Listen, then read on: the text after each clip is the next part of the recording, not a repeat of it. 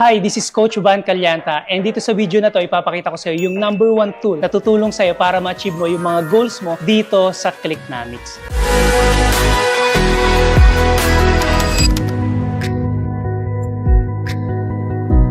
So, what is Clicknomics Affiliate Portal? Ito yung login account mo sa Clicknomics kung saan nandito na halos lahat ng kailangan mo para makapag-promote, matrack yung mga referrals mo at kung magkano na yung kinita mo. Now, why is it important? Very important to kasi nandito na halos lahat ng kailangan mong tools to promote and para matrack mo din na mabuti yung nagiging progress mo dito sa Clicknomics. Now, para ma-imagine mo na mabuti, yung portal mo ay yung scoreboard mo. Di ba kapag nagbabasketball, paano mo malalaman kung mananalo ka na or lamang ka na? Siyempre, titingnan mo yung scoreboard mo. Titingnan mo yung score mo, kung gaano pa kadami yung kailangan mong habulin, and kung ilang minuto pa yung natitira. Dito sa Clicknomics, yung scoreboard mo ay yung affiliate portal mo. Dito mo makikita kung malapit mo na bang ma-achieve yung mga goals mo at ilan pa yung kailangan mong referrals or commission. With this, ma-motivate ka na mag-take ng massive action. Ngayon, alam mo na kung gaano ka-importante yung portal mo. Pag-usapan naman natin ngayon kung paano mo ma-access at mananavigate yung affiliate portal mo. Punta tayo dito ngayon sa screen ko. Para maka-login ka, kailangan mo lang gawin ay punta ka lang dito sa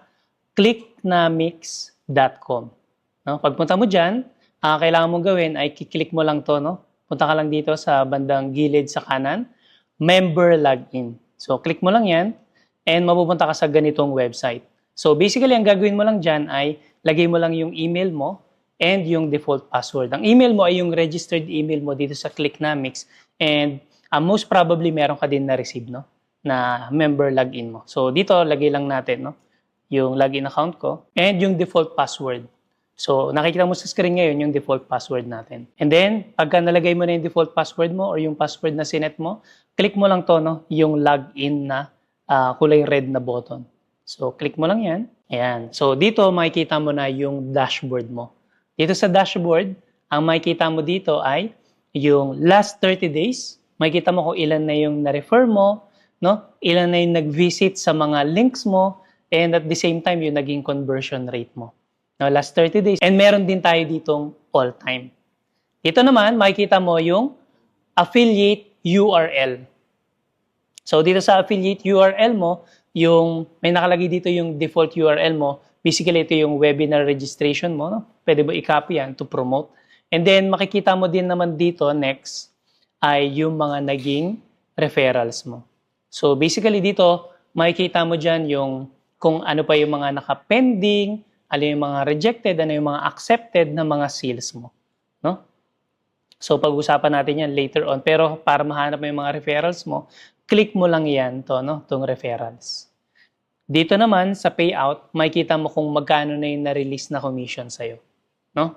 Yung basically, na-deposit na sa bank account mo kung ano yung sinet mo na payment method. Ito naman, visits, makikita mo yung gano'n nakarami no, yung nag-visit and doon sa specific URL sa pagpo-promote mo.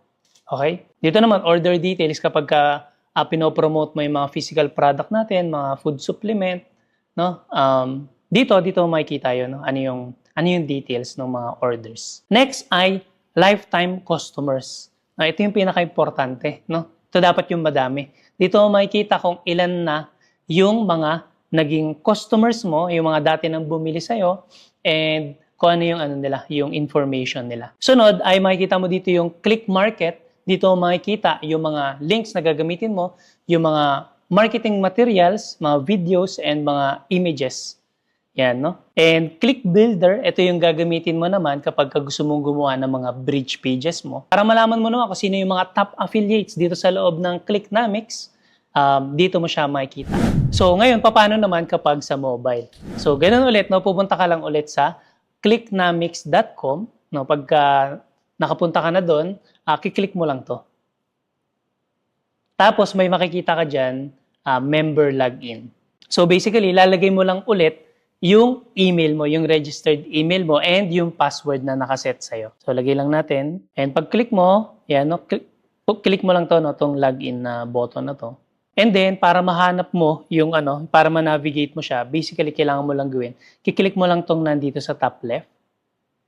And ayan yung itsura niya, no? Dito mo siya makikita. So, ganyan yung itsura niya kapag sa mobile.